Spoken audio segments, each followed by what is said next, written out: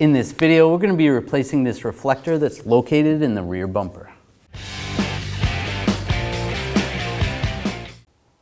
To take this off, we're going to take some needle nose pliers and just get in here and just squeeze this clip.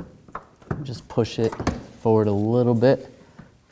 After you release that clip, you can hold the reflector from the outside and release the inner clip. Just give it a squeeze and then pull the reflector right out. Now take the new reflector. It's going to clip in the same way the old one came out. Line it up and just push, lock it in place. You don't have to do anything underneath. When only the best will do, demand TRQ. The only company that lets you view before you do.